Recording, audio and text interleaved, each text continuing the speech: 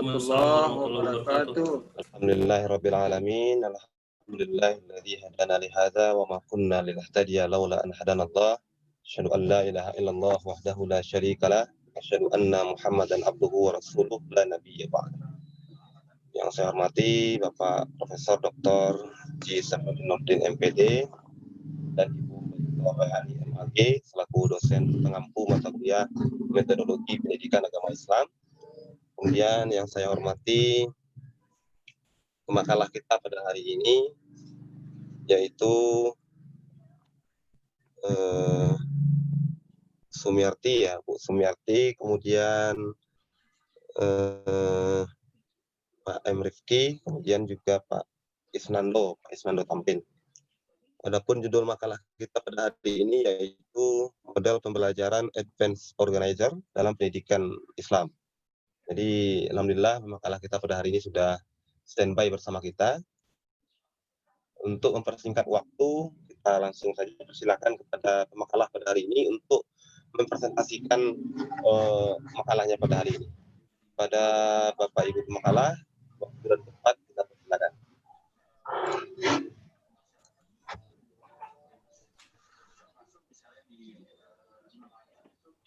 Silakan Bu Sumi.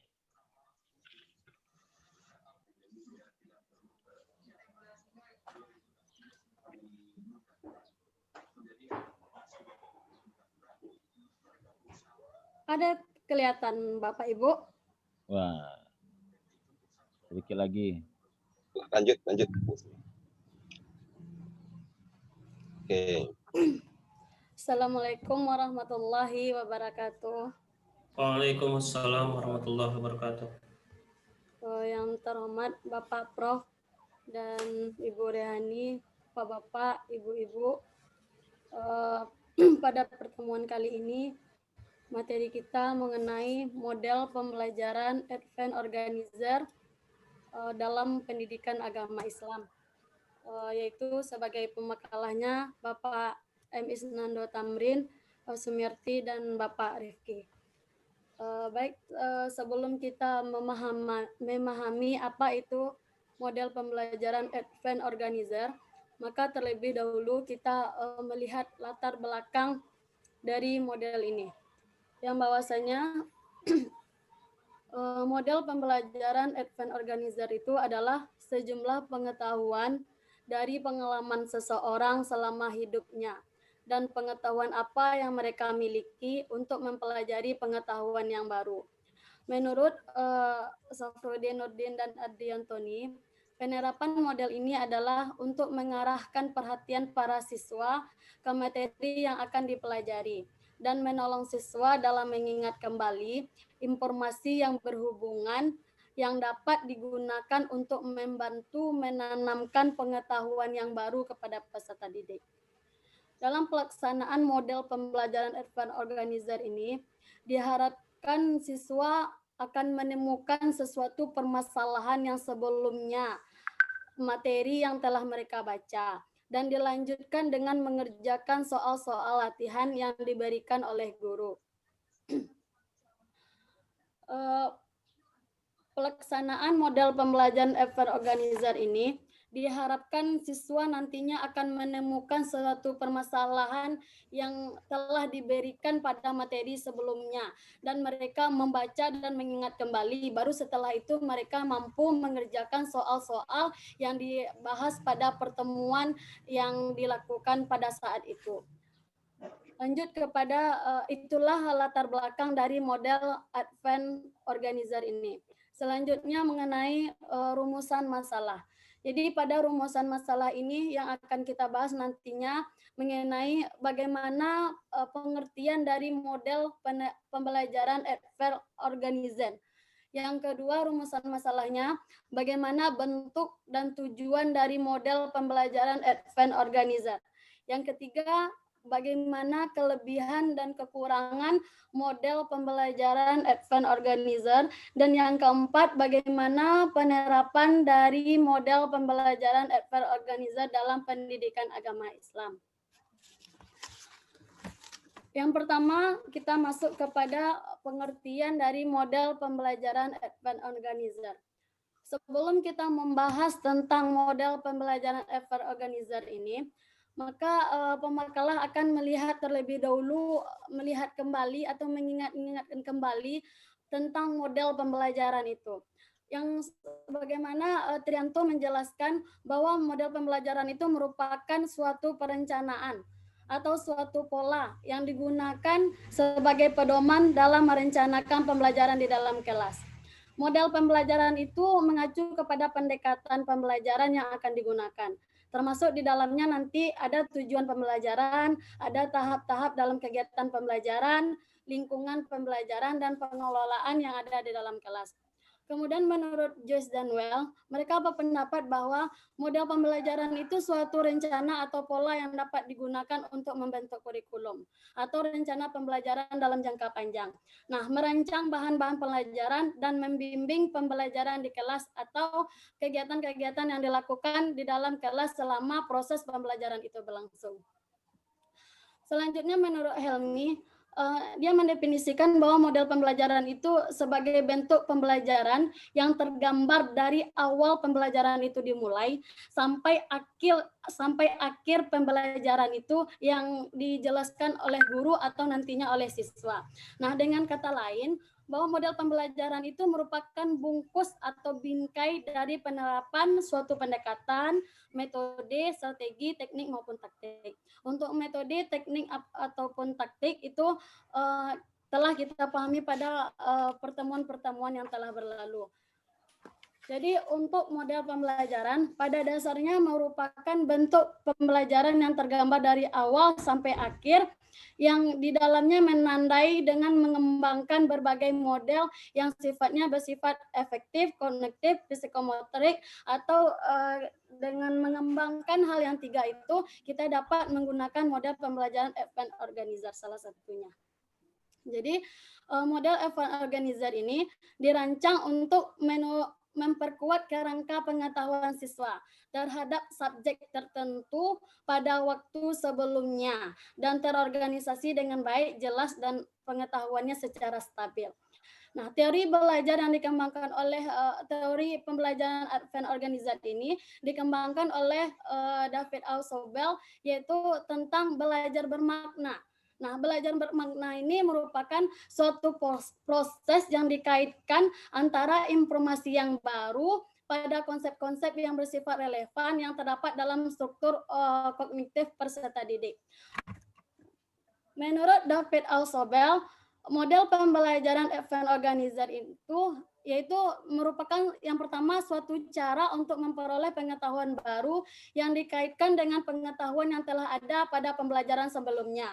Dan kedua, model pembelajaran event organizer ini di mana setiap pengetahuan atau ilmu atau materi yang diberikan mempunyai struktur konsep tertentu yang membentuk kerangka dari sistem pemrosesan informasi yang diberikan dan yang dikembangkan dalam ilmu pengetahuan yang diberikan kepada peserta didik. Yang ketiga, model pembelajaran event organizer itu bertujuan untuk memperkuat struktur kognitif dan menambah daya ingat informasi yang baru yang akan diberikan kepada peserta didik. Itulah sedikit pemahaman tentang mengenai model pembelajaran event organizer. Untuk pembahasan selanjutnya bisa ditambahkan dan dijelaskan lagi oleh Bapak Rifki dan Bapak Isnando. Selanjutnya saya kembalikan kepada moderator.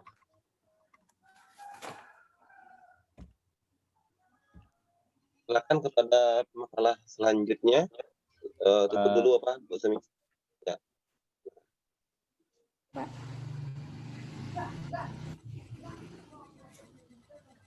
Pak Rifki. Ya, Pak Isnando lagi nak. Ya, aponya tolong saya apon Pak Rifki untuk Oke. petang Pak Rifki. Siap. Ya Pak Rifki.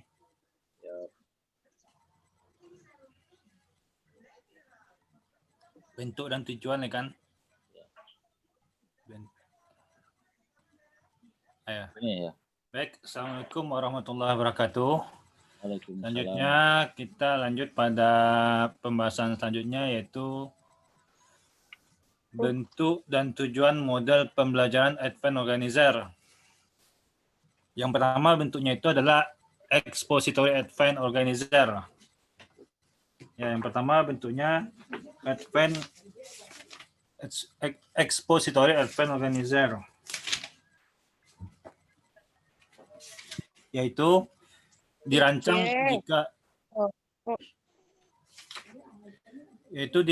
jika akan menjelaskan suatu gagasan umum yang memiliki beberapa bagian yang saling berhubungan.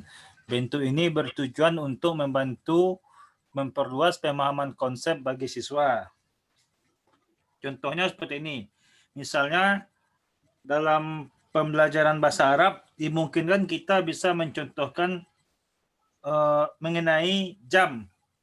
Ya, kita berbicara mengenai jam. Dalam bahasa Arab dijelaskan juga terlebih dahulu hal-hal yang mengenai adat atau hitungan. Nah, itu kan maksudnya ada kaitan itu, ada hubungan itu. Satu mengenai adat, satu mengenai jam. Jadi artinya di sini bentuk ini bertujuan untuk membantu memperluas pemahaman konsep bagi siswa, di mana menjelaskan suatu gagasan umum untuk memiliki beberapa bagian yang saling berhubungan. Nah, kalau misalnya kita contohkan tadi dalam pelajaran, bisa contohkan kita misalnya mengenai jam as-sa'ah, makanya sebelum itu terlebih dahulu kita menjelaskan tentang hitungan atau adat itu. Nah, itu yang pertama. Yang kedua, contoh yang kedua itu Comparative Advent Organizer, yaitu dirancang untuk mengintegrasikan konsep baru dengan konsep lama yang telah siswa miliki dalam struktur kognitifnya. Bentuk ini bertujuan untuk mempertajam dan memperluas pemahaman konsep. Contohnya dalam pembelajaran bahasa Arab, misalnya konsep fi'il madi, kata kerja lampau, dihubungkan dengan konsep fi'il mudhari' atau kata kerja sekarang yang akan datang. Ya, dalam perubahan kalimatnya dengan yang terdapat dalam 14 domir. Dan perbedaan perubahannya itu ada penambahan huruf seperti alif, nun, ya, ta, atau disingkat Anita, Anaitu. Melalui pemahaman terhadap perbandingan antara konsep fi'il madi dan fi'il madi dan fi'il mudhari' ini, maka siswa akan mengintegrasikan konsep baru tersebut. Nah, itu konsep Comparative Advent Organizer. Selanjutnya tujuannya itu tujuan Advent Organizer ini memperkuat struktur kognitif siswa. Kedua, menambah daya ingat atau retensi siswa terhadap informasi yang sifat baru. Yang ketiga, memperkuat proses asimilasi informasi dan ide secara bermakna pada siswa. Yang keempat, mengonstruksi berpikir akurat siswa. Dah, Pak Rifki.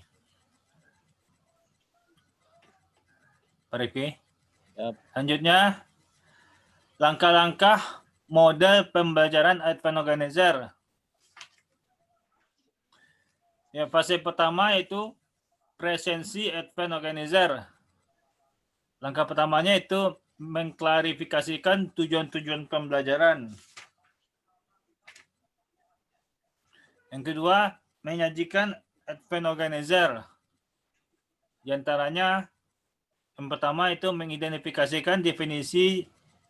Yang kedua, memberi contoh, menyajikan konteks, menjadi contoh menyajikan konteks atau mengulang. Yang ketiga, mendorong kesadaran pengetahuan dan pengalaman siswa. Sedangkan fase kedua, presensi tugas atau materi pembelajaran.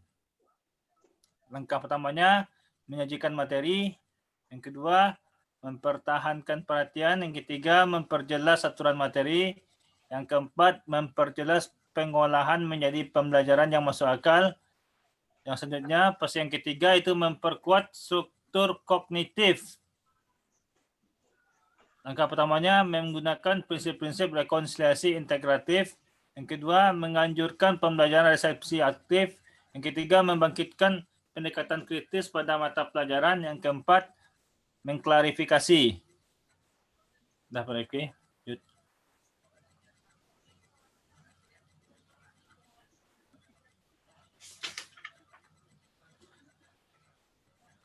Ini saya ya Pak Nando ya. Oh ya. Silakan. Baik. Terima kasih Pak Moderator. Yang terhormat Pak Profesor Safdin Nurdin selaku dosen pengampu kita. Baik, saya lanjutkan. Sekarang kita beralih kepada kelebihan dan kekurangan dari model pembelajaran ADVANCE atau Advanced Organizer. Kita lihat dalam bukunya Pak Safudinudin dan juga Andri Antoni bahwa kelebihan dari model pembelajaran Advanced Organizer dalam pembelajaran itu adalah yang pertama, siswa dapat berinteraksi ya dengan memecahkan masalah untuk menemukan konsep-konsep yang dikembangkan. Dapat membangkitkan perolehan materi akademik dari keterampilan sosial siswa, dan juga siswa dapat didorong untuk mengetahui jawaban pertanyaan yang diberikan. Jadi dengan Advanced Organizer ini, maka siswa itu semakin aktif ya dalam pembelajaran. Siswa juga dapat dilatih meningkatkan keterampilannya melalui diskusi kelompok. Kemudian juga siswa akan merasa keterampilan berpikirnya semakin tinggi gitu, semakin kuat, baik secara individu maupun juga secara berkelompok. Dan yang jelas adalah yang keenam itu menambah kompetensi siswa dalam kelas. Jadi model pembelajaran Advanced Organizer ini itu luar biasa, membuat runtut cara berpikir siswa sehingga kompetensinya akan semakin baik. Nah, sementara kalau kita lihat kekurangan dari model pembelajaran Advanced Organizer ini adalah pertama, ternyata dibutuhkan kontrol yang intensif dari seorang guru. Sehingga bila siswa terlalu banyak, maka proses pembelajaran menjadi kurang efektif. Jadi ketika kita lihat, kadang-kadang ada sekolah yang agak favorit, itu sampai-sampai siswanya itu berjumlah 47 orang, 50 orang dalam satu kelas. Sehingga jelas itu model pembelajaran seperti ini sulit akan diterapkan. Kenapa? Karena begitu banyaknya siswa yang hadir dalam sebuah kelas, tentu saja diskusinya juga tidak akan lebih sempurna gitu. Nah, sehingga ketika siswa itu lebih banyak, maka tentunya sulit untuk menerapkan konsep ini. Yang kedua, membutuhkan waktu yang lama dalam pelaksanaannya. Kenapa? Karena pemikiran yang tajam, kemudian juga analisa dan seterusnya, maka tentu saja itu membutuhkan waktu yang cukup lama. Sementara kadang-kadang kita dibatasi oleh waktu. Seperti itu. Baik, selanjutnya ini sesi yang terakhir, itu penerapan model pembelajaran Advanced Organizer dalam pendidikan agama Islam. Kita lihat bahwa upaya guru ya dalam memilih metode yang tepat dalam mendidik peserta adalah disesuaikan pula dengan tuntutan berhadapan dengan peserta didiknya. Ia harus mengusahakan agar pelajaran diberikan pada peserta didik itu agar dapat diterima, tidaklah cukup dengan bersikap lemah lembut saja. Ia harus memikirkan metode-metode yang digunakan, seperti memilih waktu yang tepat, materi yang cocok, pendekatan yang baik, bahkan efektivitas penggunaan metode yang baik dan sebagainya. Nah, untuk itu seorang guru dituntut agar mempelajari berbagai metode yang digunakan dalam mengajarkan suatu mata pelajaran. Jadi arahlah di situ metode bercerita, kemudian mempelajari prinsip-prinsip metodologi dalam ayat Al-Quran dan Sunnah Rasulullah SAW. Nah, penerapan model pembelajaran Advanced Organizer dalam pendidikan agama Islam terlihat dalam perencanaan, pelaksanaan dan hasil belajar yang diperoleh siswa. Dalam perencanaan dan pelaksanaan akan mewujudkan hasil belajar. Hasil belajar yang diharapkan dari siswa adalah perolehan pengetahuan tentang kemajuan siswa setelah melakukan aktivitas belajar.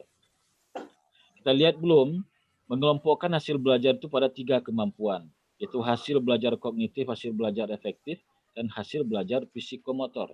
Jadi kognitif, efektif, dan psikomotor. Hasil belajar kognitif dibaginya kepada 6 tingkatan kemampuan. Pengetahuan, knowledge, pemahaman, comprehension, aplikasi, application, analisis, sintesis, dan evaluasi. Hasil belajar efektif dibagi menjadi 5 jenjang pula, yaitu kemampuan menerima, kemampuan menanggapi, berkeyakinan, penerapan karya, ketekunan, dan ketelitian. Nah, sementara JENS mengelompokkan hasil belajar itu kepada 4 kategori. yaitu informasi verbal, kemudian hasil belajar kemahiran intelektual dalam berbagai bentuk, baik persepsi, konsep, kaidah, dan prinsip. Kemudian strategi kognitif dalam kapabilitas yang secara internal terorganisir yang memungkinkan siswa menggunakannya untuk mengatur cara dia belajar, mengingat, dan berpikir. Dan terakhir, sikap merupakan kelompok hasil belajar. Sikap juga diartikan sebagai ranah afektif. Nah, dari beberapa pendapat di atas dapatlah kita simpulkan bahwa hasil belajar itu adalah hasil dari aktivitas belajar yang digunakan oleh siswa yang meliputi pengetahuan, sikap, dan nilai serta psikomotor keterampilan. Dalam penelitian ini atau dalam hal ini, kita menitik beratkan pada hasil belajar kognitif saja. Hasil belajar akan baik bila guru mengajarkan materi secara utuh dan bermakna. Itu dengan menghubungkan materi yang sudah dipelajari dengan materi yang baru. Nah, dari belajar akan lebih mantap bila guru mengajarkan materi dengan mengorganisir materi secara keseluruhan dan selanjutnya menguraikan bagian demi bagian dengan selalu memperlihatkan kepada siswa keterkaitan antara materi-materi yang sudah, sedang, dan yang akan diajarkan dan keterkaitan unsur-unsur yang terdapat di dalamnya. Nah, dalam terorganisirnya materi pendidikan agama Islam dengan baik, membuktikan bahwa model pembelajaran Advanced Organizer telah terimplementasi dalam proses pembelajaran. Barangkali itu yang dapat kami sampaikan sebagai pembuka atau bahan untuk kita diskusikan. Terima kasih, kami kembalikan kepada moderator. Assalamualaikum warahmatullahi wabarakatuh. Waalaikumsalam warahmatullahi wabarakatuh. Baik, terima kasih banyak kita ucapkan kepada para pemakalah, yaitu Ibu Sumiarti, kemudian Pak Isnando, dan juga Pak Rifki tadi terakhir menjelaskan bagaimana konsep Advanced Organizer dalam penerapannya pada mata pelajaran pendidikan agama Islam ya. Kemudian Bapak Ibu semua, kita masuk ke sesi diskusi ya. Karena tadi dari penjelasan makalah setidaknya ada 5 item ini. Paket lengkap 5 item yang dijelaskan di makalah. Yang pertama itu bagaimana pengertian model pembelajaran Advanced Organizer. Yang kedua, bagaimana bentuk dan tujuan model pembelajaran Advanced Organizer. Yang ketiga, bagaimana langkah-langkah Advanced Organizer. Yang keempat, bagaimana kelebihan dan kekurangan model Advanced Organizer. Dan terakhir adalah bagaimana penerapan model Advanced Organizer dalam PAI. Ini yang dijelaskan oleh makalah dalamnya dan juga dalam penyajiannya tadi. Oke, kita lanjut saja kepada sesi diskusi. Dan kami mohonkan kepada notulen Ibu Marfianti ya, untuk mencatat setiap pertanyaan yang disampaikan oleh penanya. Kita lihat dari raise hand ada dua. Itu M. Hadi dan Ibu Tofiati. Oke. Yang lain silakan boleh raise hand juga atau boleh dengan langsung. Nanti kita tunggu dulu yang setelah raise hand terlebih dahulu. Saya minta kepada Pak M. Hadi untuk memberikan pertanyaan kepada pemakalah, silakan. Ya, terima kasih Pak Moderator yang telah memberikan kesempatan bertanya. Yang terhormat Pak Profesor Dr. Syafrinuddin MPD, yang terhormat Dr. Hani MAG, yang terhormat pemakalah Pak Rifki, Ibu Sumi, dan Pak Isnando, dan yang terhormat juga Ketua dan semua anggota kelas PIB. Di sini saya langsung aja pada inti pertanyaan saya. Sebelum memasuki pembahasan yang lebih jelas mengenai Advanced Organizer ini secara diskusi, saya melihat Advanced Organizer ini seperti melihat penjelasan apersepsi gitu. Dalam kegiatan pembelajaran, seluruh kegiatan pembelajaran itu biasanya ada apersepsi. Nah, apakah di model pembelajaran lain yang mengandung apersepsi atau mengkaitkan dengan metode sebelumnya, bisa disebut model tersebut adalah lahiran atau inspirasi dari model Advanced Organizer ini? Sebab tadi sudah sangat jelas sekali pemakalah menjelaskan dalam Advanced Organizer ini sangat terstruktur sekali, sehingga semua materi yang sebelum yang sedang dibahas itu harus dikuasai oleh siswa agar bisa tercapai tujuan pembelajarannya. Nah, saya melihatnya kok di model pembelajaran lain juga ada gitu, yang kita sebut dengan apersepsi. Apakah pemikiran saya ini salah atau bagaimana gitu? Tolong diluruskan oleh pemakalah. Selanjutnya mengenai contoh dari penerapan advent organizer dalam makalah, saya rasa belum terlalu tampak menurut saya yang saya baca, karena yang dibaca dalam makalah itu secara umum bahwa dalam kegiatan pembelajaran itu mulai dari perencanaan, pelaksanaan, kemudian evaluasi, itu aja. Nah, sementara dari segi materi secara khusus, misalnya materi apa, itu dalam penerapan model advent organizer ini belum tampak. Jadi saya mohon untuk pemakalah menjelaskan bagaimana sih bentuk contoh materi secara langsung mengenai model pembelajaran advent organizer dalam kegiatan pembelajaran.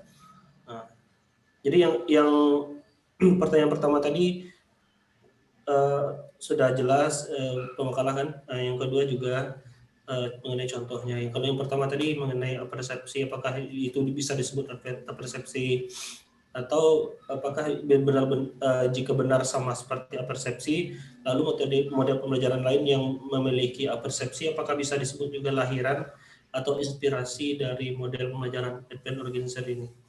Yang kedua dari contohnya. Terima kasih, barangkali hanya itu. Assalamualaikum warahmatullahi wabarakatuh. Waalaikumsalam warahmatullahi wabarakatuh. Terima kasih kita ucapkan kepada Pak M. Hadi yang telah memberikan pertanyaan. Kurang lebih ada 2 pertanyaan ya, yang saya tangkap dari pertanyaan. Kemudian kita lanjut ke pertanyaan kedua. Ibu Tafiati, kita persilakan Ibu Tafiati. Baik, Assalamualaikum warahmatullahi wabarakatuh. Yang saya hormati Bapak Prof. Safrudin Nurdin, Ibu Dr. Rehani, para pemakalah, Bu Sumi, Pak Is, dan Pak Rifki, kemudian Pak Dedi sebagai moderator. Pembahasan kita pagi ini terkait model pembelajaran advent organizer. M. Nur. Pak M. Lanjut. Ya.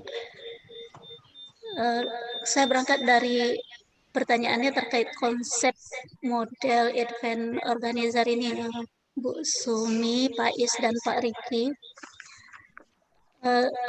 Memang terjadi kekaburan pemahaman bagi kami, termasuk juga tadi yang ditanyakan Pak Adi, barangkali itu juga sebenarnya seperti apa konsep advent organizer ini, atau mungkin memang perlu kita telusuri makna secara etimologinya. Advent organizer itu kan penyelenggaraan tingkat lanjut ya, kira-kira seperti itu. Apa hubungannya ini dengan makna secara terminologi dengan etimologinya ini? Artinya sejauh mana hubungan term ini dengan konsep hakikat dari model pembelajaran itu? Yang terkesan tadi cirinya advent organizer itu adalah seperti yang ditanyakan Hadi tadi, mengaitkan dengan pembelajaran sebelumnya. Saya pikir memang semua pembelajaran idealnya kan kita menghubungkan kepada yang sebelumnya. Jadi seperti apa ini bedanya dengan pembelajaran-pembelajaran lain? Barangkali ada baiknya kalau diperjelas model ini, pendekatan apa yang digunakan, strategi apa yang digunakan, dan metode apa yang digunakan, sehingga jelas bedanya dengan model-model yang lain. Dan ketika itu kita pastikan, tentunya banyak hal nanti bisa terselesaikan. Misalnya tadi ketika langkah-langkah fase 1 dan fase 2, di fase 1 mengedepankan advent organizer, menjelaskan advent organizer. Kemudian fase 2-nya guru menyampaikan materi. Nah, ini karena konsep advent-nya tadi yang belum jelas, saya mohon penjelasan ini lebih lanjut. Kemudian terkait dengan kelemahan tadi, kenapa jumlah siswa menjadi kendala ini, Pak Riki? Apa metode yang digunakan sebenarnya? Kalau seandainya tadi ada diskusi kelompok, itu kan jumlah saya pikir tidak menjadi masalah gitu. Karena kan diperbanyak kelompok kan semakin lebih baik. Jadi kaitannya dengan metode yang digunakan tadi saya pikir seperti itu. Kemudian memang tadi penerapan kita belum lihat ya bagaimana aplikasinya model ini dalam pembelajaran. Barangkali itu Pak Dedi, terima kasih. Assalamualaikum warahmatullahi wabarakatuh. Waalaikumsalam warahmatullahi wabarakatuh. Terima kasih kita ucapkan kepada Ibu Tafiati. Lebih kurang ada sekitar 5 pertanyaan yang saya tangkap. Yang pertama itu masih mengenai bagaimana konsep sebenarnya dari Advanced Organizer ini. Karena ini yang belum terang benderang sebenarnya konsep Advanced Organizer ini seperti apa. Kemudian kalau sudah jelas dengan konsepnya berarti kita sudah mampu membedakan model ini dengan model-model yang lainnya, dengan model-model sebelumnya. Yang ketiga, bagaimana pendekatan strategi dan metode-metode yang digunakan di dalam Advanced Organizer ini. Kemudian masalah kelemahan, kenapa jumlah siswa menjadi kendala ketika menerapkan model pembelajaran Advanced Organizer ini. Terakhir, masalah penerapan tadi sama dengan Pak Ahmad. Kita lanjut, masih ada yang lain? Saya persilakan. Siap, jadi. Dari Pak Maksum. Ya, kita persilakan Pak Maksum. Ya, bismillahirrahmanirrahim. Assalamualaikum warahmatullahi wabarakatuh. Moderator yang saya hormati dan secara khusus guru kita Prof. Safudin Nurdin dan Ibu Riani sebagai pengampu mata kuliah kita, kemudian teman-teman pejuang keilmuan yang saya hormati. Terus terang bagi saya ini model Advanced Organizing Advanced Organizer ini merupakan metode yang baru, paling tidak dalam pendengaran saya. Sebelumnya belum pernah dengar kecuali untuk perhelatan itu ada organizernya juga, tapi lain bukan advance. Jadi, tapi secara etimologi ya, ini bisa dipahami bahwa ini memang pengorganisasian. Ya, tidak jelas Pak Edi. Ya, suaranya beradu sama suara Bu Tafiati. Oke, udah. Jadi dia merupakan semacam sebuah bentuk pengorganisasian keilmuan. Jadi tadi memang ada yang meraba-raba juga. Ini kalau ini dianggap dilakukan setiap kali pertemuan, itu kira-kira mirip dengan apersepsi. Karena memang setiap kali pertemuan dilakukan selalu kita memberikan apersepsi. Artinya apa? Bagaimana hubungan materi yang lalu dengan materi yang kita ajarkan. Itu artinya apa? Pada hakikatnya kita sedang membuat atau mengorganisasi keilmuan. Tapi kalau itu yang dimaksud. Tapi kalau yang dimaksud itu sebagai sebuah organisasi keilmuan per semesteran, toh memang di awal semester itu biasanya kita kan memberikan, kalau di UIN itu disebut RPKPS atau RPS ada juga. Jadi yang memuat materi-materi secara terkonstruktif itu materi apa saja dan kait-mengaitnya bagaimana. Dan itu diberikan di awal. Artinya apa? Pembelajaran biasanya itu sudah kita lakukan seperti itu. Pertanyaannya, apakah yang model itu sudah termasuk ke dalam model Advanced Organizer atau memang lebih dari sekedar itu? Jadi mungkin kalau dijelaskan lebih tegas lagi ciri dari model pembelajaran ini, saya kira mungkin jangan-jangan bukan itu dan lebih dari sekedar itu. Itu yang pertama. Oleh karena itu mungkin perlu penjelasan di dalam bentuk yang konkretnya. Itu model pembelajaran Advanced Organizer ini dalam konteks pembelajaran itu bagaimana, melebihi dari sekedar sebuah RPKPS atau apersepsi, atau memang itu sudah masuk bahagian dari yang kita maksud.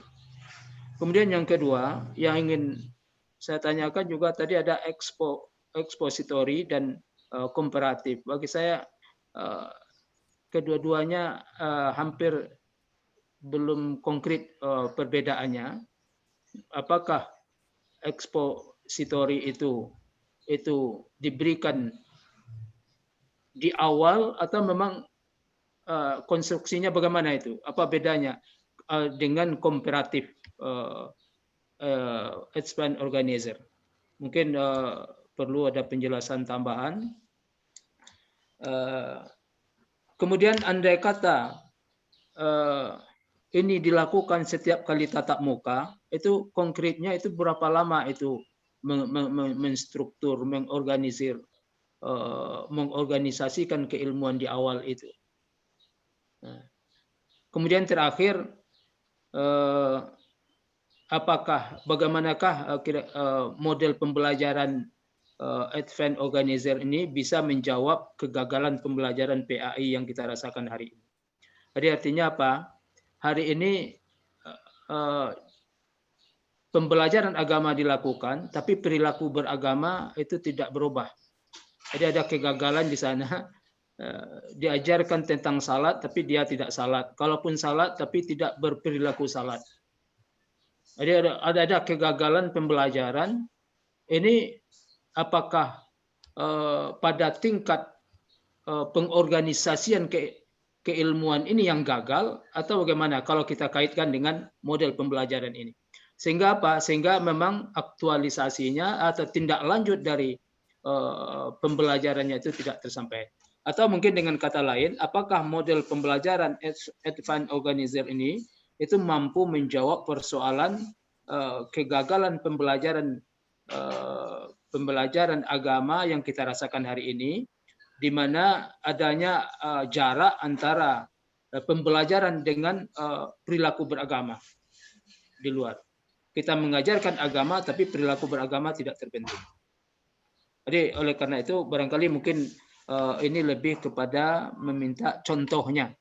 Nah, kalau kita contohkan materi pembelajarannya tentang salat, itu bagaimana ini kalau model pembelajaran organizer ini yang kita lakukan. Nah, sehingga nanti bisa menjawab sebahagian dari persoalan persoalan pembelajaran, kegagalan pembelajaran keagamaan yang kita rasakan hari ini. Mungkin itu yang pemakalah dan moderator, dan mudah-mudahan bisa diresponi oleh pemakalah. Terima kasih. Assalamualaikum warahmatullahi wabarakatuh. Waalaikumsalam warahmatullahi wabarakatuh. Terima kasih banyak kita ucapkan kepada Pemaksum. Pertanyaan tadi yang saya tangkap ya, yang pertama itu masih mengenai konsep ya, karena memang konsepnya ini yang minta dijelaskan oleh penanya. Konsep sebenarnya gitu kan, apakah sama dengan persepsi atau pertemuan awal semester saat pembagian silabusnya, mungkin gitu, atau RPS ya kan. Yang kedua, metode ekspositori dan komparatif dalam makalah. Perbedaan keduanya saat penyajian, ini yang perlu ditanyakan. Perbedaan keduanya saat penyajian dalam model. Jadi dalam model ini kan ada dua, ada model ekspositori dan ada metode ekspositori dan ada metode komparatif. Berbeda keduanya itu saat penyajian itu gimana? Itu yang kedua. Yang ketiga, alokasi waktu penerapan model advanced organizer ini. Bagaimana masalah alokasi waktu?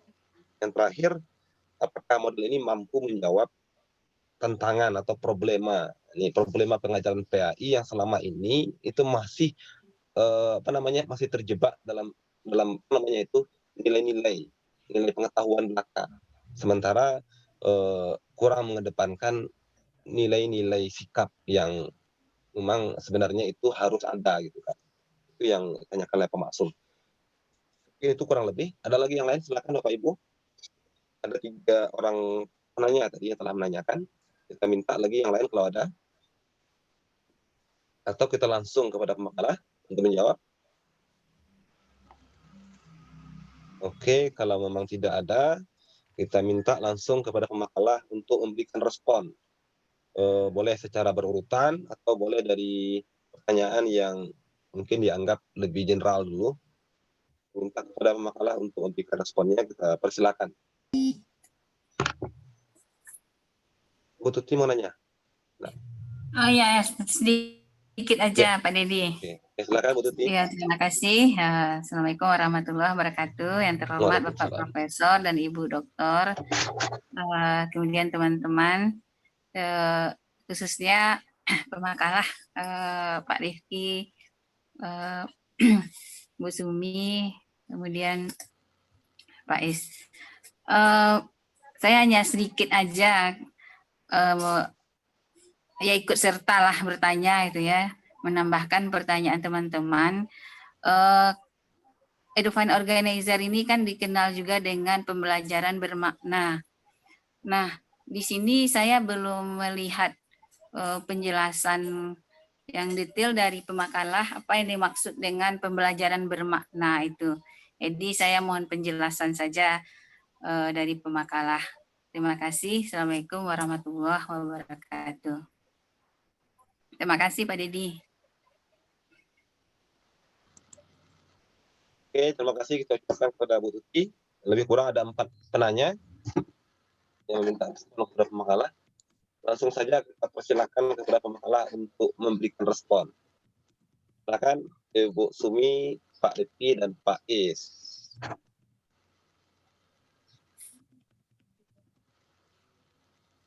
Silakan Bu Sumi duluan, Bu Sumi.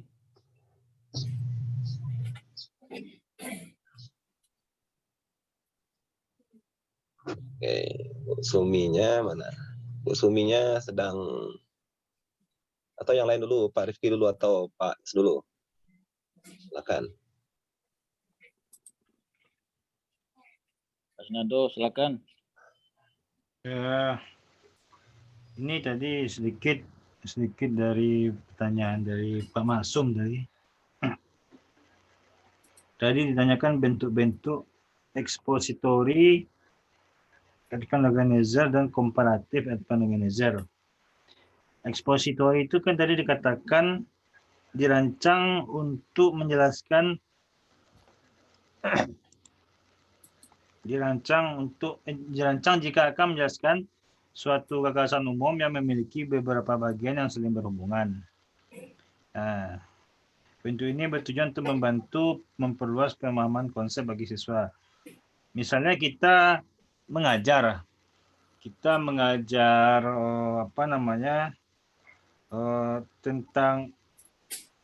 atau misalnya bahasa Arab gitu. Kita mengajar tentang jam as-saah. Ya, kalau kita mengajar tentang jam itu apa yang berhubungan dengan jam? Tentu ada namanya bilangan, angka ya. Nah, jadi kita kaitkanlah pembelajaran tentang saah dengan pembelajaran tentang adat atau hitungan gitu. Nah, jadi itu dimaksud dengan expository advance organizer. Atau misalnya kita mengajar tentang hukum waris, itu kan juga angka juga itu. Kita bicara dengan angka-angka. Nah, kita kaitkanlah dengan pembelajaran dalam fikih kan hukum waris, kita kaitkan dengan pembelajaran tentang adat atau bilangan gitu. Maksudnya di sini advance organizer ini kita menjelaskan satu gagasan tapi ada beberapa bagian yang saling berhubungan gitu. Misalnya itu tadi ya pembelajaran kita dalam bahasa Arab tuh menjelaskan tentang jam as-saah, kam saatul an dan lain sebagainya. Apa yang berkaitan dengan saah ini? Kalau saah berarti berkaitan dengan angka kan, jam 1, jam 2, jam 3 sampai jam 12. Artinya kan ya kita jelaskanlah dulu materi tentang angka ini. Biar duduk siswa tentang angka ini, baru nanti kita jelas apa itu setengah dalam bahasa Arab nisfun gitu kan, apa itu seperempat rubu' gitu kan, apa itu misalnya sepertiga atau sulus misalnya kan, kita dudukkan dulu angka ini, ada duduk angka ini, baru kita tarik dalam pembelajaran tentang jam. Kalau misalnya kita bahasa Arab kam saatul an, asatul an, wahid warubu' misalnya jam 1 lewat seperempat. Nah, sementara kita udah nerangkan tadi masalah angka-angka itu. Kita udah terangkan kepada siswa tentang angka itu. jam 1 lewat 30, satu lan wahid wanis misalnya, 1 lewat 30. Jadi kita dah dudukkan masalah angka itu, jadi mudah siswa untuk mencerna kalau kita mengadakan pembelajaran materi tentang jam. Sebab angka tadi udah duduk, ada duduk siswa ni jam 1, jam 2, ni lewat setengah, lewat seperempat, lewat 10. Dah duduk lewat itu dah duduk oleh siswa gitu. Jadi artinya pembelajaran itu saling berkaitan gitu. Materi itu saling berkaitan itu. Saling berhubungan itu. Jadi apa namanya misalnya itu tadi, itu kalau dalam pembelajaran bahasa Arab ya, kita mengajarkan tentang jam, kita kaitkan dengan mendudukkan masalah angka. Kalau masalah angka aja tidak duduk, gimana pula kita akan mengajarkan jam ya nak? Angka aja nggak duduk, seperempatnya dia nggak tahu bahasa Arabnya. Rubuh misalnya, setengah aja dia nggak tahu, nisfun misalnya, nggak tahu dia bahasa Arabnya. Gimana kita nanti akan mendudukkan masalah jam, sedang angka aja, dan angka 11 aja dia nggak tahu bahasa Arabnya. Angka 12 dia nggak tahu. Angka jam 24 misalnya, angka 24 dia nggak duduk dia apa namanya bahasa Arabnya. 24 itu apa? Jam 23 misalnya, jam 23 lewat 10 itu apa? Ya kan, enggak duduk dia masalah angka, enggak tahu dia bahasa Arabnya. Masalah angka itu enggak duduk juga kita mengkaji masalah jam. Ya kan? Makanya didudukkan dulu masalah angka nih. Ini angka, anggaplah misalnya angka sampai 25 atau angka karena jam itu detiknya ada berapa ya? 60 ya Pak ya. Menitnya juga 60 ya nak. Kita dudukkanlah mengajarkan siswa itu sampai angka 60 atau 100 atau gimana gitu. Atau 60 lah, karena kita mengajarkan jam ya nak. Kita dudukkanlah angka sampai 60 itu. Ada duduk oleh siswa 21 lewat 30, 21 lewat 45, 21 lewat 55. Ada duduk oleh siswa angka ini, akan mudah kita mengajarkan jam ke siswa. Itu maksudnya. Itu advance organizer yang saya maksud. Jadi kan mudah. Kalau misalnya kita mengajarkan jam, angka-angka aja nggak duduk oleh siswa tuh, nggak tahu dia bahasa Arabnya, nggak tahu dia singkatan setengah lewat 30 tuh nisfun, nggak tahu dia, lewat seperempat tuh rubuh, nggak tahu dia, lewat 45 menit ini dan itu nggak tahu dia bahasa Arabnya. Itu kan nggak duduk, berarti gimana? Boleh dia akan menjelaskan tentang jam. Gitu. Jadi ya artinya kita menjelaskan suatu gagasan umum, beberapa bagian materinya itu saling berkaitan gitu. Itu maksudnya. Jadi kita dudukkan masalah angka ini dulu nak. Dan duduk masalah angka, udah tahu bahasa Arabnya sampai 60 menit, 60 detik semacam itu. Ya kan, jadi nanti kan mudah dia ini memahami jam, kan dia udah tahu gitu. Itu. Jadi kan saling berkaitan gitu. Itu maksudnya. Itu maksud dari expository advanced organizer. Sedangkan comparative advanced organizer dirancang untuk mengintegrasikan konsep baru dengan konsep lama yang telah siswa miliki dalam struktur kognitifnya. Ya, konsep baru dengan konsep lama yang telah siswa miliki dalam struktur kognitifnya. Berikut ini, bentuk ini bertujuan mempertajam dan memperluas pemahaman konsep. Contoh dalam pembelajaran bahasa Arab, misalnya konsep fi'il madi, kata kerja lampau, dihubungkan dengan konsep fi'il mudhari', kata kerja sekarang, yang akan datang dalam perubahan kalimatnya yang terdapat dalam 14 domir yang ada. Misalnya kalau fi'il madi itu kita ambil katanya misalnya zahaba, zahaba, zahaba, zahabu, zahabat, zahabata, zahabna, zabta, zabta, zabtuma, zabtum, zabti, zabtuma, zabtunna, zahabtu, zahabna, yang 14 domir itu. Ya. Jadi itu konsep fi'il madi. Nanti kita kaitkan dengan konsep fi'il mudhari' yang konsep lama dengan konsep baru, mengintegrasikan konsep lama dengan konsep baru yang ada dalam struktur kognitif siswa. Contohnya di sini dihubungkan dengan konsep fi'il mudhari' atau yang sekarang atau yang akan datang dengan perubahan kalimat dengan perubahan kalimatnya yang 14 domir itu. Dan perbedaan perubahannya itu ada pada penambahan huruf a, nun, ya, ta atau disingkat anita atau ana itu. Ya, melalui pemahaman terhadap perbandingan antara konsep fi'il madhi dengan konsep mudhari ini, maka siswa akan mengintegrasikan konsep baru tersebut. Ya misalnya kalau fi'il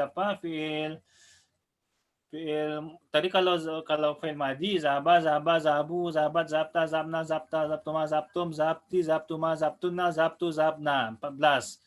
Sekarang kita hubungkan dengan mudhari. Yazabu, yazabani, yazabuna, tazabu, tazabani, yazabna, tazabina, tazabu, tazabani, tazabu, tazabuna, tazabina, tazabani, yazabna.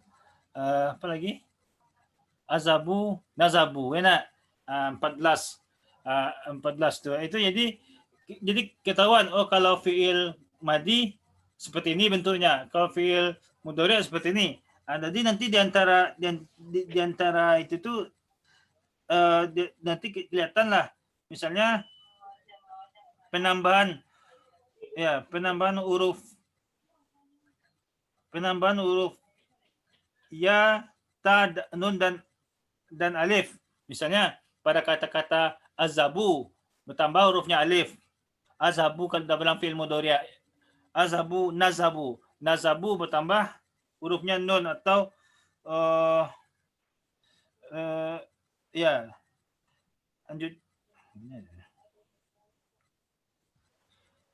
Jadi itu lagi kira itu ya, Pak maksudnya yang kalau yang ini saya lihat dari bukunya Pak Safrudin ya, buku kita tuh ada penjelasannya di sana.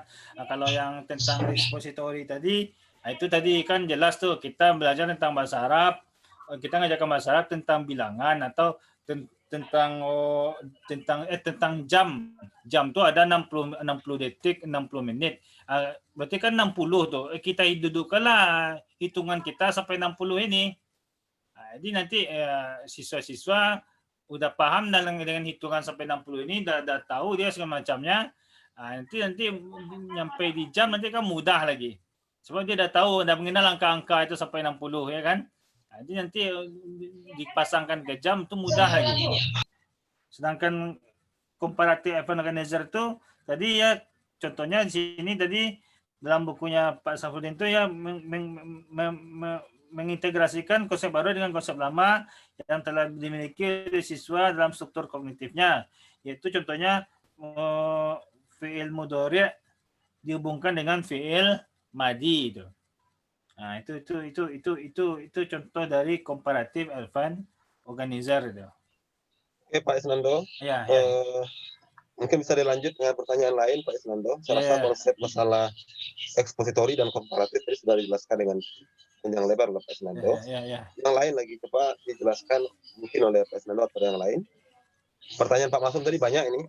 Tadi baru satu yang dijawab. Iya. Lanjut silakan.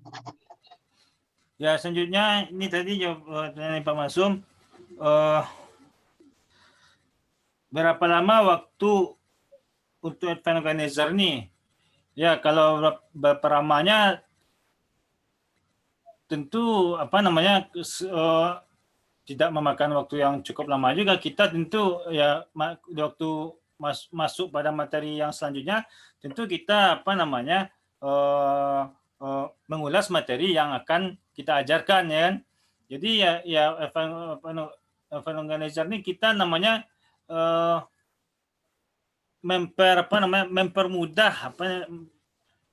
mempermudah materi yang kita ajarkan itu dengan menghubungkannya dengan materi yang berkaitan gitu. Nah itu. Misalnya tadi kan tentang jam dihubungkan dengan adat, dengan hitungan. Nah, jadi sebenarnya kan kalau kita misalnya mengajarkan tentang hitungan sampai 60 pun itu kan masih materi tentang jam juga ya, sebab jam itu ada menit dan detiknya sampai 60 menit atau 60 detik kan itu. Nah, jadi artinya ya sekalian sekalian sambil berenang minum air lah gitu misalnya. Nah, sambil berenang minum air lah, jadi tidak terkesan memberikan waktu khusus untuk advanced organizer ini. Nah, itu tidak terkesan pula kita alokasikan waktu untuk advanced organizer sekian lamanya sekian itu. tapi itu dah sekalian sambil minum air lah itu. Sebab materinya itu juga berkaitan juga itu. Sebab kalau kita berikan waktu yang khusus, nanti kan materi yang akan kita sampaikan jadi tidak tersampaikan juga ya, materi inti yang akan kita sampaikan untuk hari ininya gitu. Kalau kita misalnya mengkaitkan dengan materi ini, mengalokasikan waktu khusus yang cukup lama itu. Kita bisa agak-agak lah Pak Masum, meraba-rabanya lah. Ini waktu untuk ya tadi kalau masalah jam kita kaitkan dengan masalah adat itu masih berkaitan juga, sebab kalau jam itu mainnya sampai 60, kita ajarkan adat sampai 60. Ya itu juga itu kan gunanya itu kan untuk jam juga itu kan. Jadi kan enggak terlalu memakan waktu yang khusus untuk event organizer ini itu. Nah, itu enggak terlalu banyak lah waktunya gitu. Selanjutnya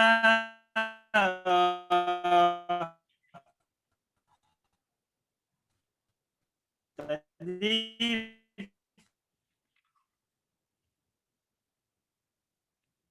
pertanyaan bagaimana dan PAI, tentu apa namanya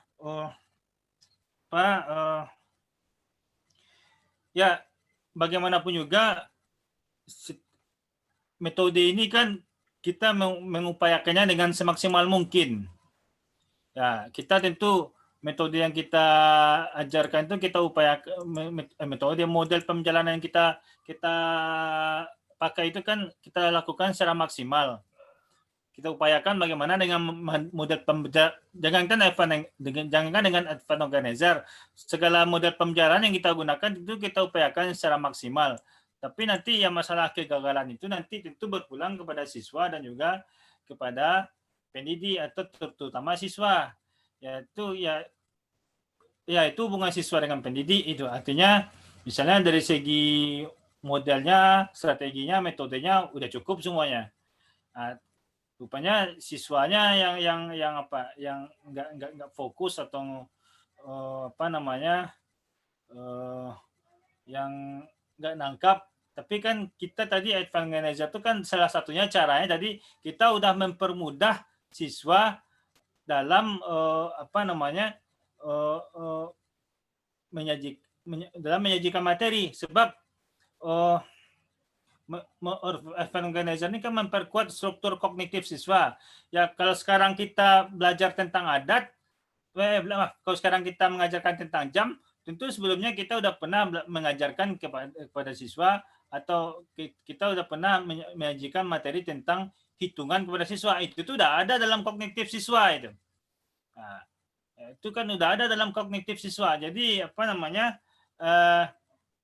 ya tentu kalau udah ada dalam kognitif siswa tentu tidak menjadikan tidak mengajarkan suatu hal yang rumit bagi siswa atau suatu hal yang baru lagi gitu kan, sebab itu udah ada dalam struktur kognitif siswa. Nah, itu. Nah, jadi kegagalan ya apapun sebenarnya kalau metode ini, kalau kegagalan tentu akan ada. Nah, ya kan, kegagalan itu tidak ada, yaitu nanti berpulang kepada siswanya lagi. Ya, artinya yang jelas kita sebagai seorang pendidik, sebagai seorang guru, sebagai seorang dosen tentu sudah maksimal menyajikan materi ini. Bagaimana kita mempermudah pembelajaran kepada siswa. Ya kita mengajarkan materi ada yang berkaitan, misalnya kita kaitkan dengan materi-materi yang saling berkaitan. Artinya itu kalau materi itu sudah pernah ada dalam kognitif siswa, jadi kan siswa tinggal mengulang-ulang juga namanya itu. Tidak mengajarkan sesuatu yang baru lagi yang akan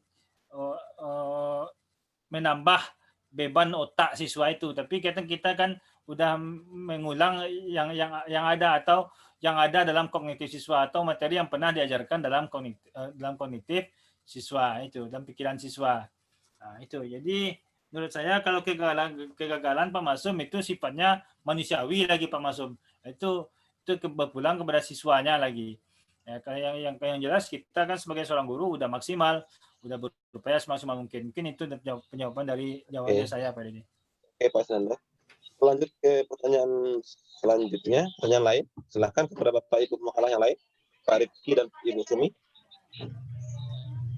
Baik.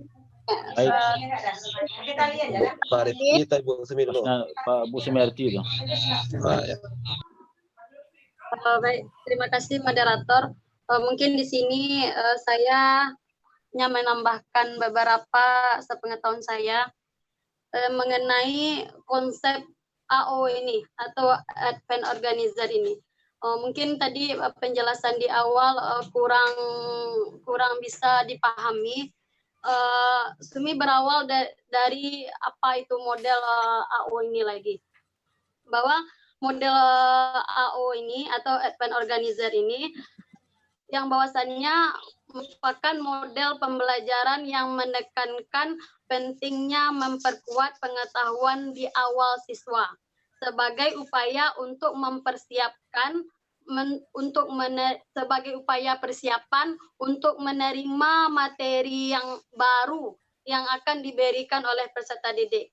Nah, model AO ini dirancang untuk memperkuat kognitif siswa seperti fakta-fakta tentang materi, konsep-konsep, dan generalisasi yang telah dipelajari oleh siswa sebelumnya. Nah, dengan kata lain, struktur kognitif ini merupakan suatu jenis pengetahuan tertentu yang ada di dalam pikiran, yang dimana pengetahuan tersebut berfungsi sebagai kerangka konseptual bagi pengetahuan berikutnya yang lebih rinci dan lebih abstrak dari pengetahuan sebelumnya. Jadi maksud dari pembelajaran bermakna ini nantinya apakah materi atau informasi itu dapat dikatakan bermakna bagi siswa itu tergantung kepada kesiapan siswa dalam menerima materi yang diberikan oleh guru dan bagaimana nantinya siswa itu dapat mengorganisasikan materi itu daripada hanya sekedar mempersiapkan metode untuk mempresentasikan materinya tersebut.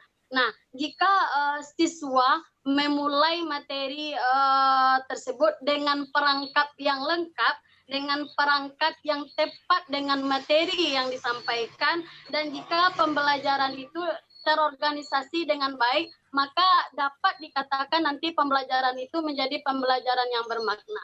Tetapi apabila pembelajaran yang materi yang diajarkan itu siswanya tidak memiliki kesiapan untuk menerima materi, maka materi itu yang diajarkan tidak akan menjadi materi yang bermakna bagi siswa. Lalu apabila kita lihatkan kepada contoh sholat, misalnya pembelajaran yang lalu kita telah mempelajari tentang rukun sholat. Rukun sholat itu ada 13. Setelah kita ajarkan kepada peserta didik 1, 2, 3, 4 dan sampai ke 13-nya. Nanti untuk pembelajaran hari ini, sedangkan pembelajaran lalu kita mempelajari tentang rukun sholat, maka pembelajaran hari ini akan kita jelaskan secara rinci. Yang rukun pertama itu bagaimana, apa bacaannya yang akan disebut, dan itu dijelaskan secara rinci oleh guru berdasarkan kerangka yang telah ada pada peserta didik. Dia tahunya rukun sholat itu ada 13. Nah, dia telah memiliki konsep dalam pemikirannya. Jadi pada pertemuan kali ini akan dijelaskan lagi secara rinci berdasarkan pemahaman yang telah dimiliki siswa itu sendiri. Jadi apakah model AO ini mampu menjawab permasalahan tentang pembelajaran PAI? Kalau untuk model AO ini dia membutuhkan waktu yang lama karena pada awal pembelajarannya guru itu harus menjelaskan secara rinci terlebih dahulu tentang materi yang akan dibahas dan harus dihubungkan dengan materi yang telah lalu. Jadi itu memiliki waktu yang lama. Jadi tidak semua materi bisa kita gunakan dengan menggunakan model AO ini. Mungkin itu penjelasan tentang apa itu maksudnya pembelajaran bermakna, pembelajaran AO ini, dan tentang pembelajaran apabila kita lihatkan penyerapan pembelajaran sholat. Moderator, saya kembalikan ke moderator. Oke, Bu Sumi. Silakan Pak Rifki lagi. Baik, terima kasih. Ternyata tidak saya saja yang kabur ya. Ternyata Bu Tafiati juga tadi mengungkapkan ada pemahaman yang agak kabur atau memang sulit memahami yang AO ini, Advent Organizer ini. Saya mungkin sudah 3 minggu ini, Pak Ketua. Sudah 3 minggu saya membaca ini, makalah ini. Karena walaupun tadi malam dikirim makalahnya, kami berusaha menguasai dulu. Enggak juga terkuasai, Pak. Jadi memang sulit menguasai apa itu Advent Organizer ini. Nah, sehingga ada tadi pertanyaan dari Pak Hadi, apakah ada kaitannya dengan atau sama dengan apersepsi?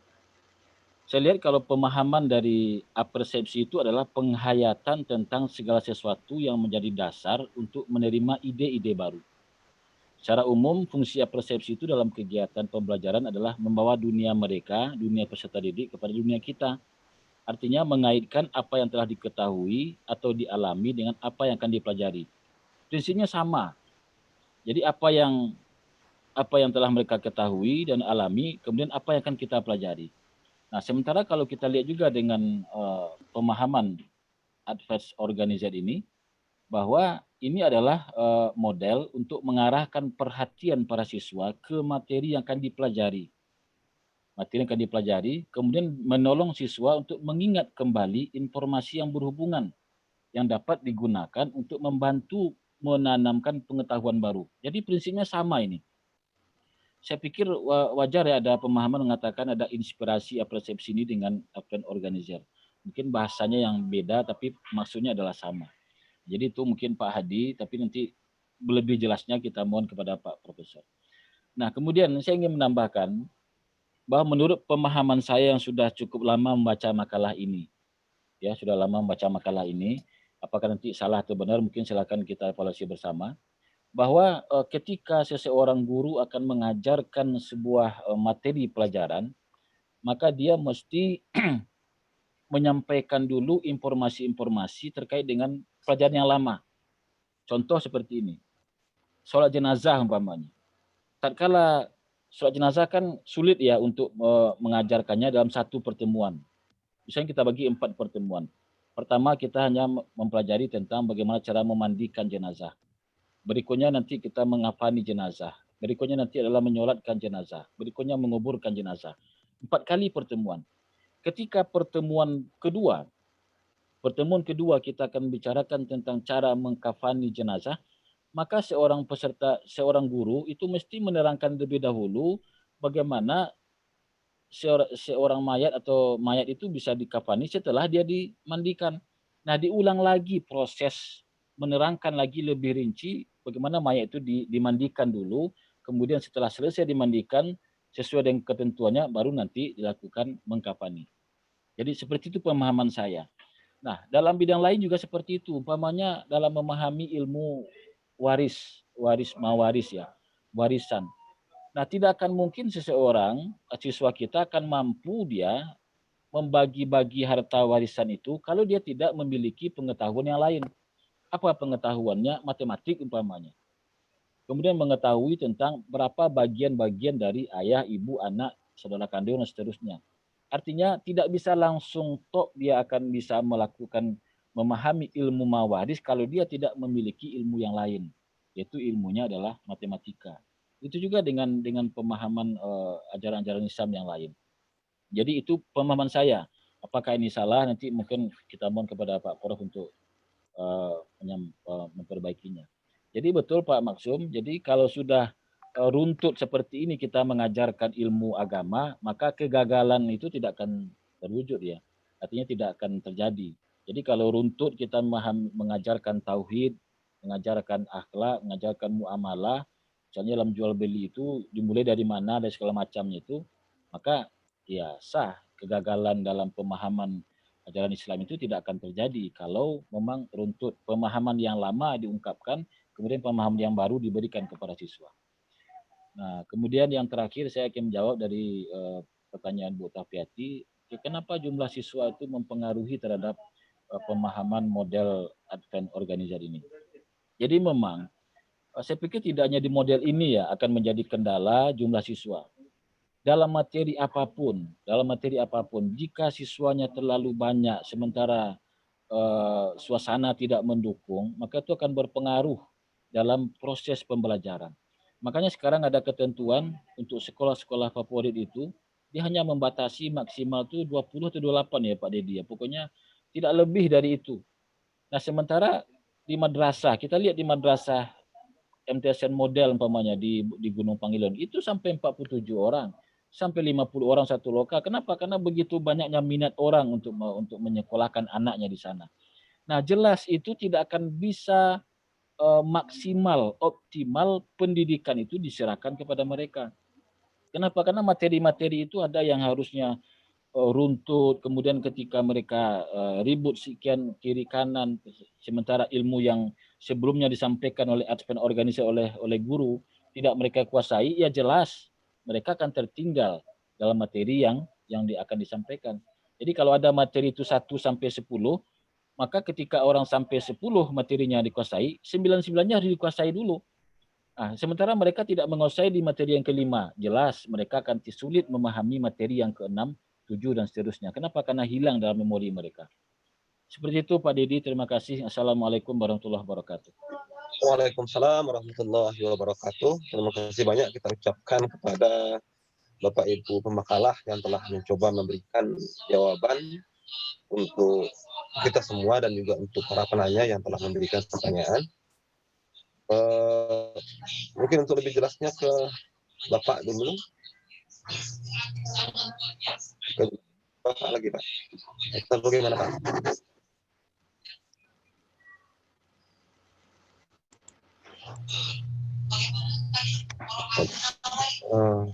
Dikembalikan ke Bapak.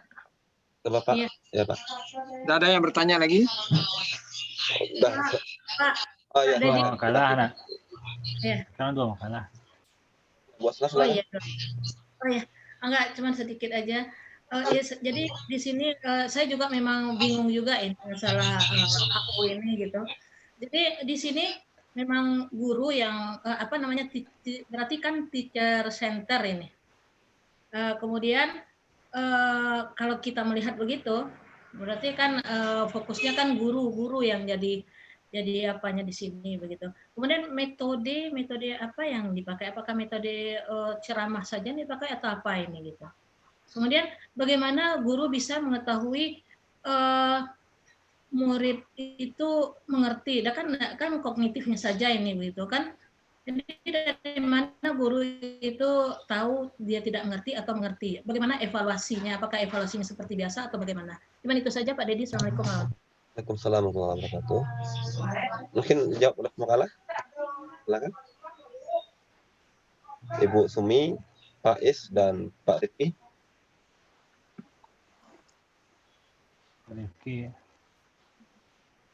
Atau kita langsung ke Bapak? Langsung aja lah, Nak. Langsung ke Pak Prof aja, tolong. Langsung ke Pak Prof. Kita minta kepada Bapak Prof untuk bisa memberikan penjelasan yang lebih komprehensif tentang ini, Pak. Kepada Bapak kita persilakan. Assalamualaikum warahmatullahi wabarakatuh. Kita beri apresiasi dan ucapan selamat kepada pemakalah M. Rifki, Isnando Tamrin, dan Sumiati ya, yang telah berusaha untuk menyajikan makalahnya dengan baik dan memberikan jawaban-jawaban terhadap pertanyaan dari peserta diskusi atau dari floor. Banyak sekali pertanyaan karena model ini agak jarang dibicarakan kan gitu kan. Yeah. Jarang dibicarakan. Tapi di Bruce Joyce ada modelnya. Kalau kami kuliah di Bandung dulu sering dibicarakan ini dan banyak ini dijadikan disertasi oleh kawan-kawan gitu kan. Cuman di buku-buku yang ke bawah yang banyak itu ya model-model pembelajaran K13 itulah yang dibicarakan. Saya makanya mengambil satu saja, takut nanti kalau diambil lagi sinektik dan yang lain-lain kan sulit memahaminya karena sumber sulit dicari gitu kan. Dulu sebenarnya saya sudah menyampaikan bisa dicari buku Pak Muhammad Jawad Dahlan, model-model pembelajaran itu bahasa Indonesia itu. Tapi bukunya memang sudah agak lama, terbitan di Ponegoro. Dan kemudian ada beberapa buku lain juga barangkali yang berbicara tentang itu. Oke, yang paling banyak pertanyaan tadi adalah kepada konsep ya. Diluruskan dulu. Yang jelas advanced organizer tidak sama dengan apersepsi. Itu yang jelas yang pertama. Kalau apersepsi itu bahagian kecil. Apersepsi itu artinya ketika Bapak guru atau dosen akan memulai pembelajaran, maka secara teoritik guru atau dosen itu mesti menghubungkan, mengaitkan antara apa yang akan diajarkannya hari ini dengan apa yang telah diajarkan minggu yang lalu. Jadi bahagian kecil apa yang diajarkan minggu yang lalu. Kalau advanced organizer itu lebih dekat kepada entry behavior. Pengetahuan awal yang dimiliki oleh seseorang. Mencakup semuanya gitu kan. Bukan hanya minggu yang lalu. Kalau entry behavior kan pelajaran minggu yang lalu dikaitkan dengan apa yang akan diajarkan pada hari ini. Bahagian kecil dari advanced organizer. Advanced organizer ini jangkar ini, scaffolding. Landasan untuk mempelajari yang berikutnya.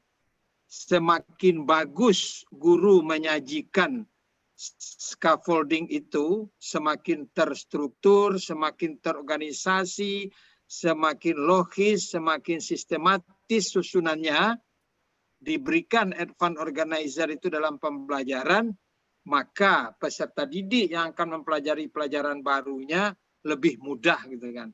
Lebih mudah. Di tahapannya tadi kan ada 3. Fase pertama penyajian scaffolding atau advanced organizer itu. Kemudian fase kedua menyampaikan materi pembelajaran. Fase yang ketiga peserta didik mengolah pembelajaran. Terjadi integrasi, terjadi asimilasi, terjadi akomodasi menurut konsepnya Piaget. Maka disitulah terjadi pembelajaran yang bermakna. Jadi semakin bagus penyajian guru di tahapan pertama itu, semakin struktur pengetahuan yang dimiliki siswa itu semakin terstruktur, terorganisasi dengan urutan yang logis dan sistematis, itu akan memudahkan siswa pada tahap kedua mempelajari yang baru. Nah, jadi tidak sama dengan entry behavior, tidak sama dengan apersepsi. Kalau apersepsi hanya bahagian kecil dari advanced organizer yang ada pada diri siswa. Dari pengetahuan awal yang ada pada diri siswa. Kan sudah banyak pengetahuannya dari dia belajar dari bawah-bawah.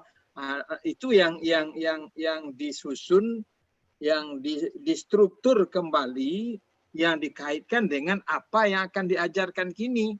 Tapi tentu tidak jauh-jauh ke yang macam-macam gitu kan. Yang jelas advanced organizer yang di tahap pertama diberikan guru itu pasti berdekatan dengan apa yang akan diajarkannya. Dengan apa yang akan diajarkannya. Berdekatan. Tapi bukan hanya entry behavior, bukan hanya apersepsi. Kalau apersepsi, pelajaran yang kini dikaitkan dengan pelajaran yang lalu itu mungkin 1/8 atau 1/9 atau 1/10 dari pengetahuan yang sudah ada pada diri peserta didik. Nah, sedangkan advanced organizer ini adalah jangkar atau scaffolding untuk mempelajari yang baru gitu kan. Jadi bukan hanya bahagian dari apersepsi. Jadi tahapan pembelajarannya 3, penyajian scaffolding itu, penyajian advanced organizer, kemudian memberikan materi baru, kemudian tahapan yang ketiga siswa mempelajari pelajaran baru dibantu oleh jangkar tadi gitu kan. Jadi semakin bagus penyajian guru dalam tahap pertama itu semakin memudahkan dan melancarkan siswa pada tahap kedua untuk mempelajari yang baru itu gitu kan. Nah, disitulah pada tahapan ketiga itulah kelihatan pembelajaran yang bermakna gitu kan. Dibantu oleh apa yang diberikan oleh guru pada tahapan pertama, siswa akan mudah mempelajari yang baru. Dikaitkan dengan pertanyaan Pak Masum, ini saya mengaitkan dengan pertanyaan Pak Masum kan. Kalau dikaitkan dengan pertanyaan Pak Masum agak jauh dia Pak Masum. Karena ini masuk kelompok processing information processing model ini. Jadi termasuk kepada kelompok klasifikasi yang pertama, jadi ini pemrosesan informasi. Kalau pemrosesan informasi kan kental ke kognitifnya. Jadi kalau dikaitkan dengan apa namanya, apakah ini bisa mengatasi kegagalan pembelajaran agama yang berlangsung selama ini? Nah, saya mencarikan solusinya, Pak Masum. Pembelajaran agama selama ini disarankan kepada guru-guru agama menggunakan 5 pendekatan. Pendekatan yang 5 itu pendekatan pengalaman, kemudian yang kedua pendekatan pembiasaan, kemudian yang ketiga pendekatan emosional, yang keempat pendekatan rasional, yang kelima pendekatan fungsional. Jadi ada 5 pendekatan yang mesti diterapkan oleh guru agama. Sehingga apa yang didapatkan secara kognitif dapat dilakukan, didoingkan, kemudian didapat diafektifkan atau dapat dijadikan sebagai nilai dan sikap. Jadi ibadah dia dan jadi nilai dan sikap. Nanti untuk pendalaman silahkan dibaca buku Profesor Ramayulis. Kalau tidak salah mengenai metodologi pendidikan agama Islam, kalau nggak salah nama bukunya. Ada 5 pendekatan yang disarankan digunakan oleh guru-guru dalam melaksanakan pembelajaran agama. Misalnya sekarang kita mau mengajarkan tentang puasa. Nah, puasa itu yang disebut dengan pendekatan pengalaman itu anak kita itu diajak berpuasa. Gitu. Nah, itu namanya pendekatan pengalaman. Dia mengalami berpuasa itu kan. Kita ajak berpuasa. Kemudian berpuasa tahun ini, tahun depan kita diajak juga berpuasa, tahun depan lagi diajak berpuasa, itu namanya pembiasaan. Dia sudah membiasakan berpuasa. Nah, kemudian baru berlanjut dengan pendekatan emosional. Secara berangsur-angsur kita masukkan rasa kepada yang bersangkutan bahwa puasa itu ini, manfaatnya ini, dan segala macam. Kemudian pendekatan rasional. Nah, mungkin puasa itu hikmahnya, manfaatnya, dan segala macamnya. Seterusnya dengan pendekatan pertama, kedua, ketiga, dan keempat, maka puasa tadi akan fungsional di dalam kehidupannya sehari-hari. Tapi jangan lupa Bapak dan Ibu mesti diikat, dikunci dengan kontrol. Kontrol maksud Bapak di sini, Bapak guru agama harus bikin kerjasama dengan keluarga. Itu makanya sekarang ada buku kontrol tuh kan. Jadi kontrol itu tidak hanya di sekolah, mesti juga dikontrol oleh orang tua di rumah. Sehingga apa yang sudah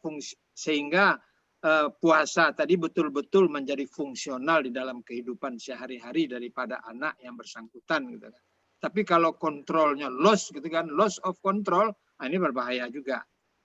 Nah, itu saran untuk yang ditanyakan Pak Maksum, sehingga pendidikan agama Islam itu tidak seperti lebih menekankan hanya kepada pengetahuan, tapi untuk pembentukan nilai dan sikapnya kurang terlihat, apalagi kepada pengamalannya. Padahal PAI itu intinya adalah penghayatan nilai sikap dan pengamalan. Kalau pengetahuan saja jadi senok ogronya kita nanti kan. Kemudian ya tadi si Isnando sudah memberikan penjelasan gitu kan. Tapi inti penjelasan saya itu sudah menjawab semua, saya kira itu dari pertanyaan Ibu Tafiati sudah terjawab gitu kan. Kemudian ada tadi yang perlu saya jelaskan itu, Isnando tidak boleh menjawab terka-terkaan seperti itu kan. Pertanyaan Pak Masum kalau nggak salah tadi, waktunya sama saja dengan pembelajaran kita. Itu kan sudah bisa di-manage oleh guru di awal itu. Kalau sagadang ko materinya ke diagian, berapa katunya sampai 5 menit itu kan. Jadi tidak tersambil ini. Advance organizer ini bukan tersambil. Oh, Tapi kan Pak ya. event organizer memang Memakan waktu. alokasi waktu yang tersedia. Nah, itu itu. pula nanti yang memanage-nya itu. Bara gadang pembelajaran akan diagian yang memungkinkan waktunya itu bisa 45 menit atau 2 kali 45 menit. Nah, yang penting tadi langkahnya 3. Pertama, penyajian event organizer. Yang kedua, memberikan materi pembelajaran. Yang ketiga, terjadi pengolahan, pemrosesan pembelajaran oleh peserta didik dengan dibantu oleh yang diberikan pada langkah pertama.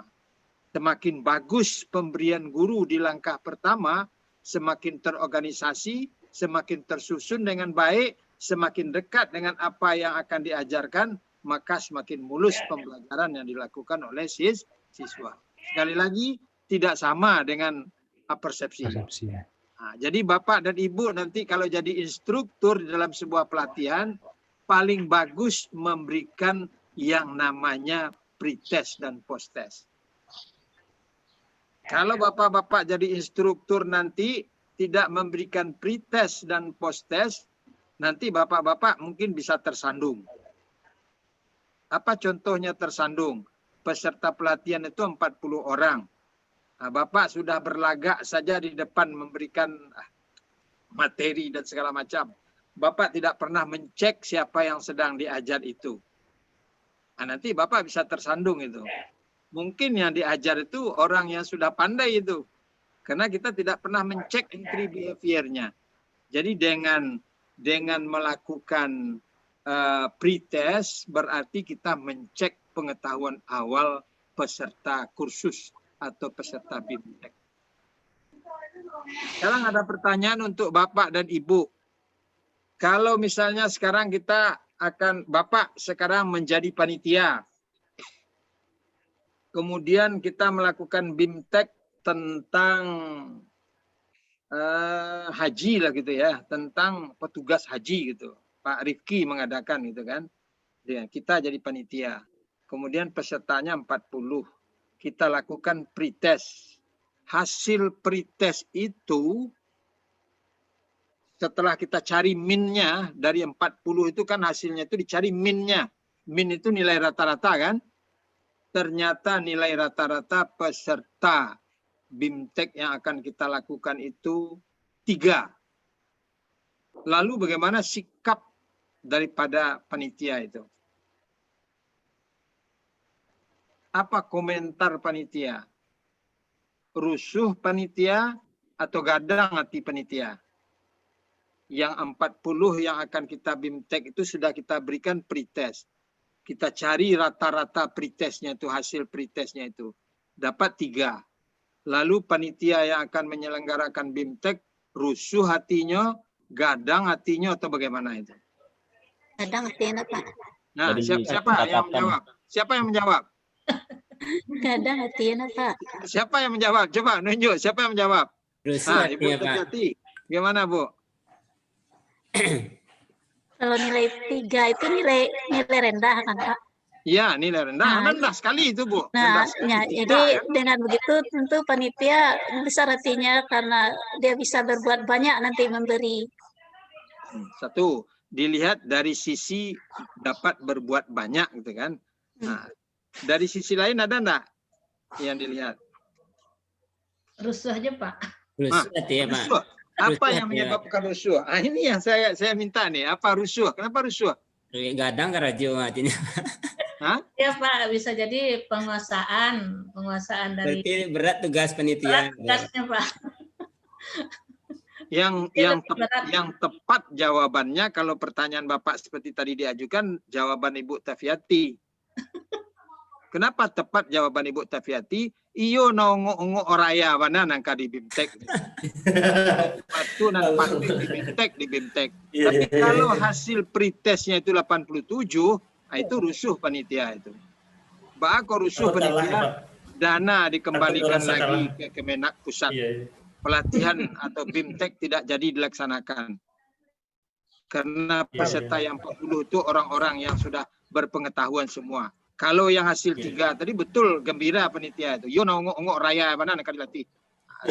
Sebenar-benar bermanfaat nanti itu. Nah, jadi guna pretest dan posttest itu adalah melihat seberapa mangkus BIMTEK yang dilakukan. Sebab nanti di belakang akan dilakukan lagi posttest. Kalau pretestnya 3, lalu nanti posttestnya itu 89, maka BIMTEK yang dilakukan Pak Rifki dan kawan-kawan berhasil dengan sukses. Karena jarak antara pretest dengan posttest itu sangat jauh. Pak. Jadi semakin jauh jarak antara pretest dengan posttest, semakin menunjukkan pelatihan atau BIMTEK itu berhasil. Pak, tanya Pak. Boleh Pak? Siapa yang nanya nih? Ferry Irawan Pak. Terus lanjut.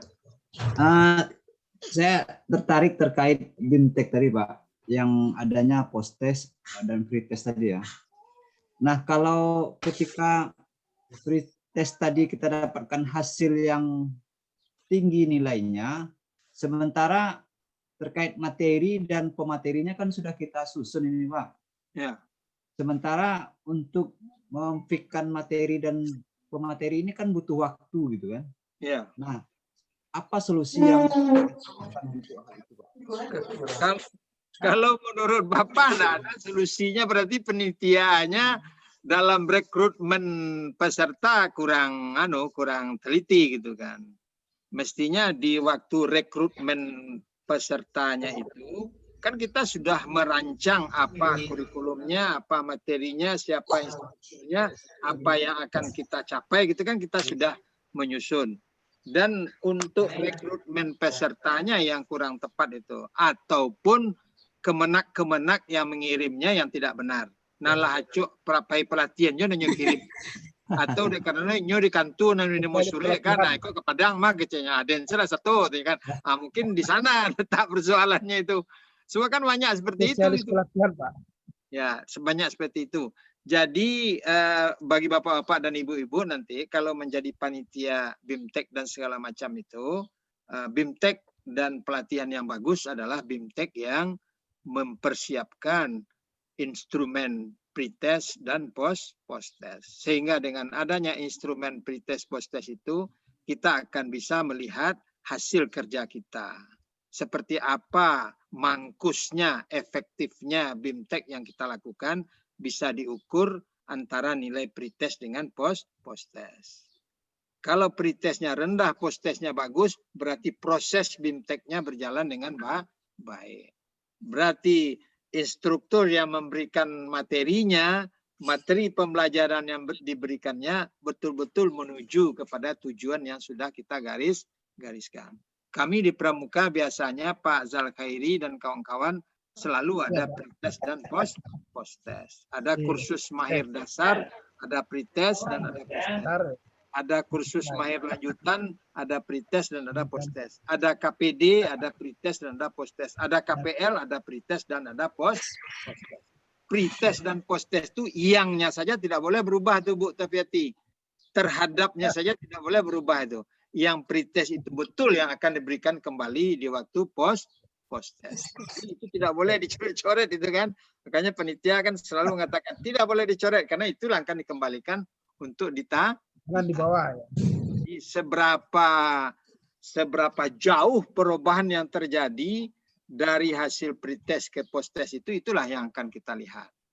Jadi kalau kita kaitkan dengan pretest posttest, pretest itu melihat entry behavior, pengetahuan awal.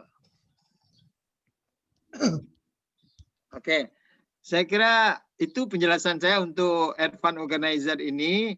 Tadi ada pertanyaan Ibu Asnah, agak teacher centered. Kelihatannya 50-50, Bu. Oh iya, Pak. 50-50. Karena di tahapan 3 itu kan anak berproses, aktivitasnya tinggi juga. Memang di awal guru yang menyajikan kan. Jadi ada mungkin 50-50 lah gitu ya. Nah, 50-50 antara guru dan siswa. Oke, saya kira itu saja karena makalah kita 2, kita lanjutkan dengan yang kedua. Silakan yang memimpin ini moderator lagi.